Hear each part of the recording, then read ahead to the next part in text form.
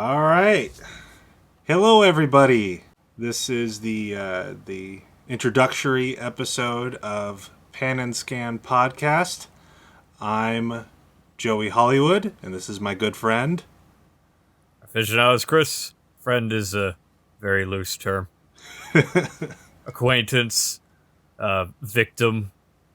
I think I saw you at like a convention once or something. Or was it? Where is that going? I don't. Your tone implies that you're going for a punchline. No, I'm afraid I have no idea where my mind is taking this. Well, you got to get that sword if you want to entertain people. Yeah, I've never been quite. Don't you want to be as big as PewDiePie? I am as big as PewDiePie, haven't you? Wait, no, that doesn't work. Don't you want to be as big as T-Series? Don't you want to be as big as Movie Bob? Oh God! And by big, I mean actual physical size. Physical size. Yes, of course. That's an easy joke. Now no one's listening. Yeah, everyone's just completely turned off. Yeah, so this isn't like what I would call a real episode of this. We're gonna figure it out as we go along, but this is just kind of introduce the format, who we are. Yeah, everything's made up and the points don't matter. Yeah. So I thought I'd say like what Pan and Scan was originally intended to be, real quick. Mm-hmm. Several years ago, I had this friend. We'll call him John. That's not his real name, but we'll call him that. His last name is Smith. Yes, exactly. I wanted to make this kind of like a web series or a movie where the whole movie was just two guys talking about stuff that didn't matter. And I pitched it to my friend, and he said, "Oh, that sounds exactly like Clerks." And at the time, I had never seen Clerks. So I was like, well, what's this movie? And I watched Clerks, and it was so shockingly similar to what I wanted to do, like right down to the black and white. I had no idea. I'd never seen this movie before. I didn't even know. It was like my first time watching it. And so I was like, okay, well, I really like this idea of two guys talking. I'll do something else with it down the line. In the original idea, it was black and white, and it would flash forward to the future, which would be in color. So that was like one of the bigger differences, I suppose. Because they were going to be working at Pan and Scan Video, and then flash forward to the future, and they're working at like Blockbuster. So I was like, okay, I'm going to come up with something different. And I was like, oh, how about like a little web series, like a little talk show, where it takes place in like a video store. And then someone was like, hey, that's just like half in the bag. And I was like, oh, shoot, you're right. Did you know that every idea has been done ever? Yeah. And it's only about whether or not you can tell it in a creative mindset that people don't call you a ripoff. Right. Yeah. Because like, what's it called? Cinemassacre. Because like the irony of that is Clerks was a ripoff of Slackers. Yeah, and now AVGN is doing his rental store review thing. And obviously, my original idea is very different than what he's doing. And maybe we'll do that down the line if this podcast is at least somewhat liked. If it gets one. Yeah. Smash that like button. And ring that bell. And hit that submarine. I think one thing I want to do with this podcast is I don't want to do it live. Or if we do it live, it'll be like maybe after like 100 episodes, because I don't know. I don't like I don't like live podcasts because... Oh, just a second. We're getting a super chat from Steven69. He says, what are your top favorite Poltergeist films? So your idea is that a super chat derails the conversation? Yeah. So... Because you could turn those off, you know? Yeah. Well, I mean... I like the idea of having some control, some like edit some of the, like the pointless jabbering out. I think there's a place for that kind of stuff, and I think that'll be in the live streams. Well, that would be something you could allocate to like an end segment, because you have logs of those super chats that you can get to at a later time. Yeah, I'm not saying it's not impossible for this to eventually go down that road, but for right now, I throwing the options out. There are ways. Yeah. Well, maybe, like I said, maybe like after so many episodes of this, we'll do something like that. But I do plan on doing like the super chats and all that, but that'll be for the gaming live streams with Mary, and if I like it, maybe I'll bleed it on over to here or whatever. Gaming live streams just as soon as YouTube to get rid of it. Oh, yeah. Well, that's just YouTube gaming. I think the live streams are still going to be there. They're just taking that function out, the app. I don't know. I just found out about it today. Subscribe to Twitwait. Twitwait? Stay on YouTube. Please. YouTube needs you. Well, YouTube does need you, but they won't admit it. Yeah. I actually because I'm coming back to YouTube after like taking a year-long break, I decided to upload my videos to every video platform I could, from Facebook all the way to the Pornhub and BitChute. So and Brazzers, don't forget Brazzers. They have I didn't even know they had a video service. I don't know. Just put it everywhere. Put it on GeoCities. Why not? I'll have a live leak series. But oh God. I'm hoping Journal. I'm hoping that like I don't know that something coming soon to Google Video. Oh my gosh, I remember Google Video. I used to watch that at school because it wasn't blocked at school. I remember watching V, the original miniseries, at school on Google Video. I remember seeing like public access level quality movie reviews on Google Video. Couldn't even tell you who they were, but yeah, that was interesting. MySpace used to have a video upload function. I remember that. I think they did music videos. I had a video of me just tripping. A piece of footage that I very poorly tried to manipulate to look like I was force grabbing a lightsaber, but it was just footage played backwards.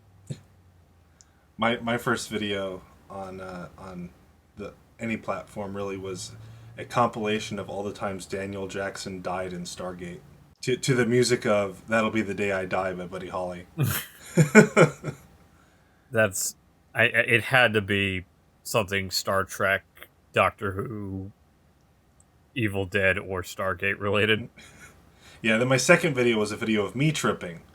I did this like really poorly edited thing where I trip and pretend to fall over. So wait, we both did shitty videos of us falling? Yeah. We have so much in common. Yeah, we loved earnest movies, clearly. We loved having pratfalls. Yeah, I remember, because in my video, I trip and fall over a railing, and then I lay on the ground for like an ungodly amount of time. I think it's like for a whole minute straight, and then when my friends walks by and he just like kicks me and then walks off, and that's the whole video. Mine was tripping over my dog.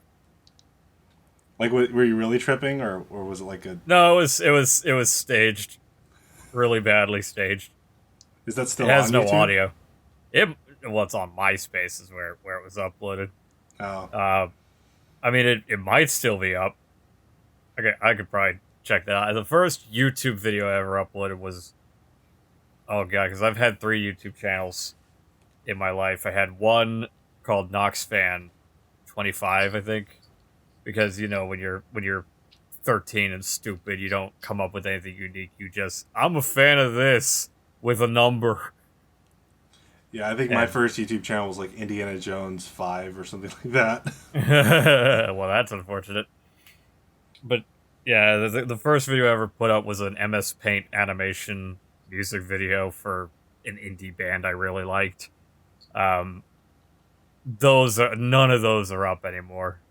That channel was deleted, and then I moved to a second channel, and that one's still up, but I obviously don't like post anything on it. Yeah, Like it was called Scarface Productions because I liked ska music and I had a fascination with the movie Scarface at that point in time, so I combined the two. Scarface. I like that. That's pretty good. Oh, it's stupid.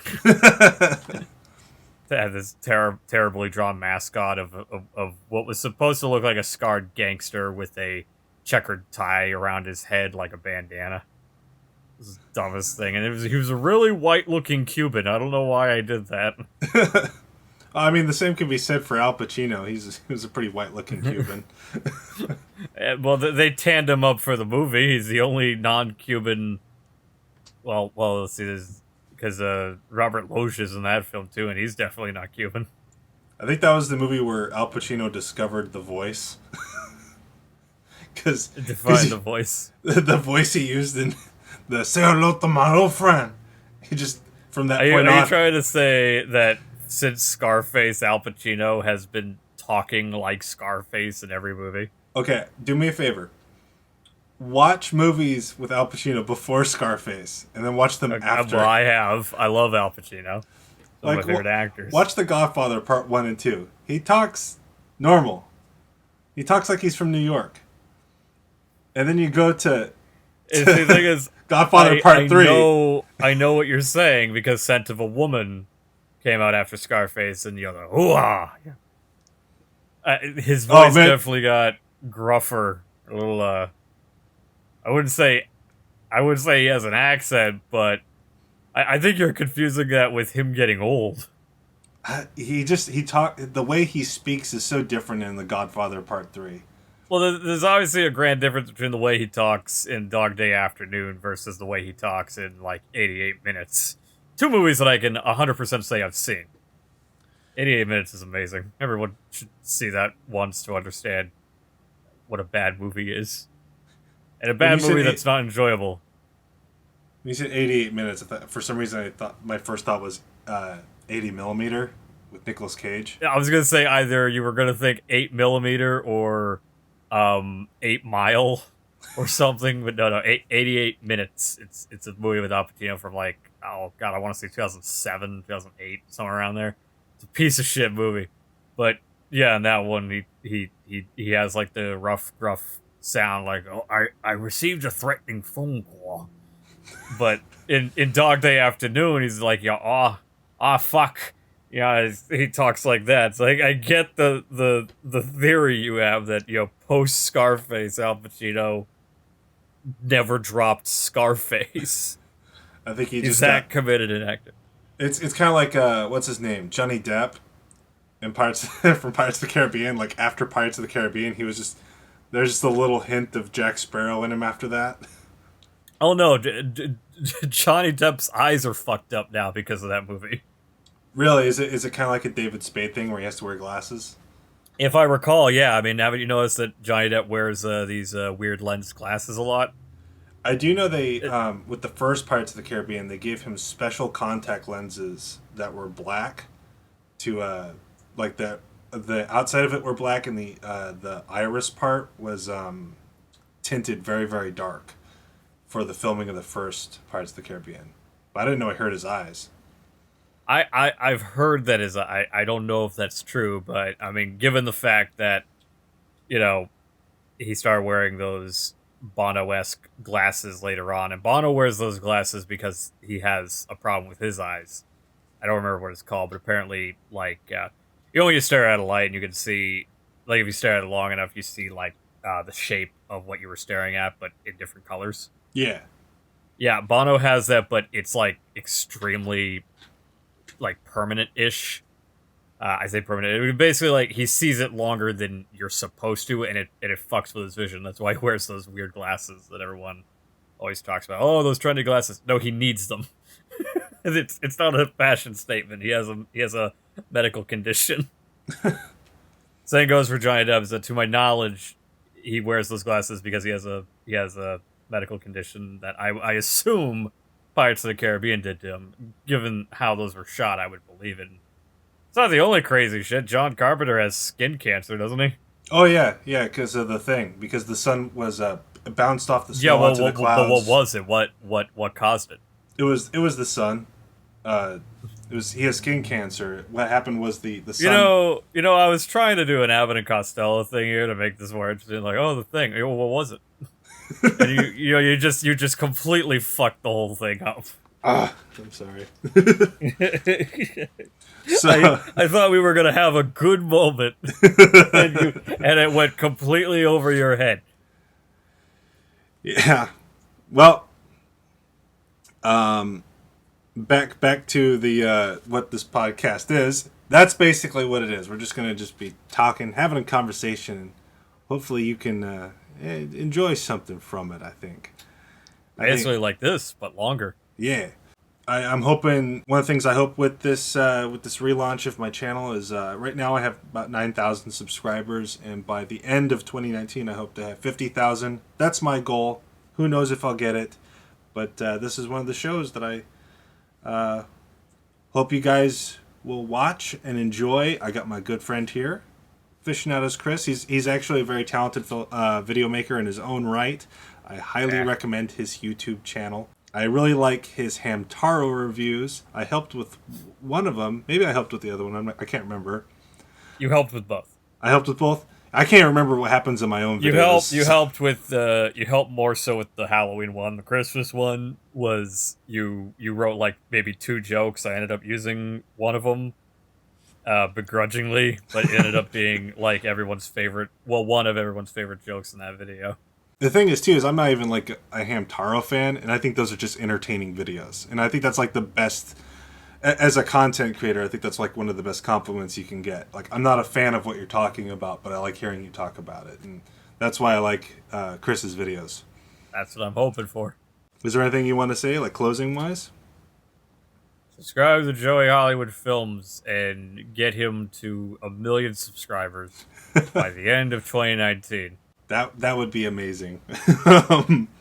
But my goal is 50,000, so stay tuned.